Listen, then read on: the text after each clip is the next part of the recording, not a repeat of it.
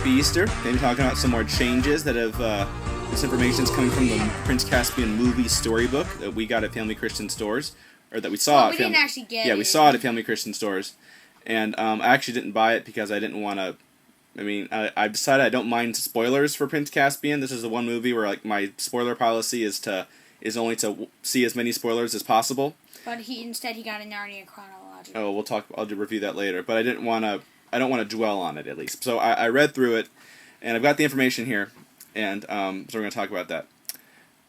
And certainly major spoilers ahead if you don't want the movie, especially this video is going to spoil the ending of the movie, a change that they've made. And so if you don't want to know the end of the movie, just stop watching this movie right now. First off, when the very first footage of Prince Caspian was released in a Ben Barnes behind-the-scenes blog, it showed Caspian and Peter fighting, and that caused everyone to freak out, like, what the heck? And there was a lot of speculation. Why? I think my primary thought was maybe they're trying to decide who's better, they're just sincerely trying to decide who's the better sword fighter so that they can decide who's going to fight Miraz.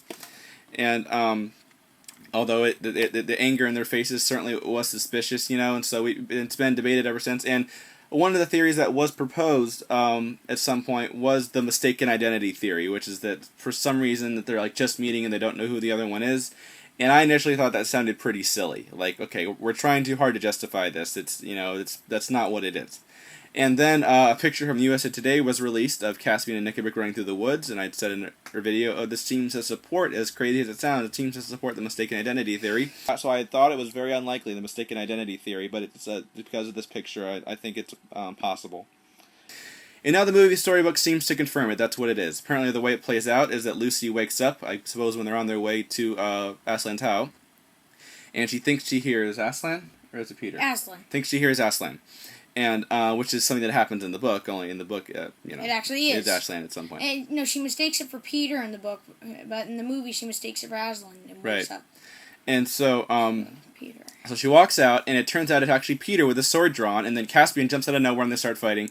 Lucy recognizes the horn and says, "Stop! Stop! Stop! Stop!" Then they realize who they are, and Caspian leads into Aslan's house. I'm not really sure. I suppose that the point of this is because we know there's going to be this stupid antagonism between the characters in the movie, and they want to get their relationship to come off to a bad start, basically, Peter and Caspian, to set them up that way, like set them up as they're fighting, Ridiculous. Yeah, it is kind of silly, I think. Also, I just wonder if they wanted to get an opportunity to get another sword fight in there. This makes me hope that they haven't cut the Trump and Edmund sword fight out and exchanged it for this. That would be really, really bad, because I love that scene in the book. But I'm certainly relieved. On one hand, I'm definitely relieved that they're not like fighting each other knowing who the other one is. That would have been terrible. On the other hand, it just sounds like a really stupid scene to me. Like, I still don't quite understand, like, where did Caspian come from? The storybook didn't explain that. Do you think he'd be skewered by a dozen spears before he could get anywhere close to them? Who? Caspian. He's probably far away from Aslan's house. I guess, yeah, I don't really understand that, exactly how it's going to play out. But it's certainly at least relieved that they're not really going out full force, but this sounds like kind of a dumb change. Then they quickly get the idea to go on the night raid, which is met with dire consequences. And then doesn't go well, and Peter finally says, okay, seems like Peter basically says, hey, Lucy, remember that lion guy from the first movie? Yeah. That worked out pretty well last time. Why don't you go find him? The wording, I believe, in the storybook was that he tells Lucy to go find Aslan. And in one of the early synopses of the movie, it did say something about finding Aslan, and I kind of said, probably shouldn't take that literally, But it looks like that's what it is. Lucy goes off and somehow finds Aslan. I don't know how. And that's where they moved the Return of the Lion scene, where they're reunited, the famous scene from the book. They've moved it here. And then he awakens the trees. Ridiculous. My theory is that this is going to intercut... It explains why in all the trailers Lucy is on her own. In the book, it's Susan and Lucy are together. This explains why Lucy's on her own here. It's because he sends off Lucy. Nevertheless, it's so idiotic. And Lucy's actually on horseback. I saw in one of the pictures. She goes on horseback. It's completely contradicting. He's not a tame lion. Yeah, not a tame lion. I hope that they don't... You can't just whistle for him. Aslan, where are you? Oh, there you are. I completely agree with that. He's not a tame lion, and I wouldn't. Yo, Aslan, come here, boy. It would be completely against the character if Lucy actually went looking for Aslan and actually found him because of that. So I wouldn't like that at all. But this is apparently going to intercut with the beginning of the battle, at least. Like, maybe they're preparing for battle in the single combat, and then she's, off with the trees and Aslan and getting ready and going through Narnia. And so I'm finally starting to understand how the third act is going to play out, I think.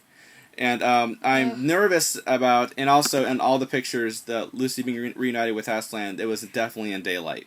Which, of course, it would have to be if they're going to intercut it with the battle. So very disappointed that they're taking this memorable scene and putting it in the daytime. Very, very disappointed. Maybe it has something to do with child labor laws. I don't know. It might be. It might be because it's hard. Getting a kid to shoot for a few days in a row at nighttime is with all the laws might be kind of complicated.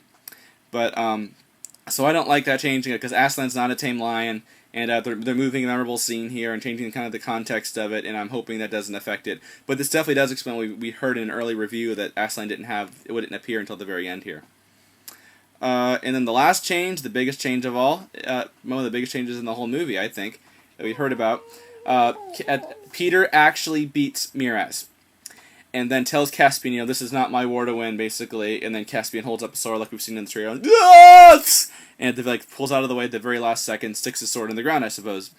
And then says, I'm going to give Narnia to the talking beasts and blah, blah, but I'll let you live, blah, blah, blah. It's like in the end of the movie Daredevil. He does the same thing with the Kingpin, and I'm against anything that remotely reminds me of the movie Daredevil in Narnia, or at all, frankly.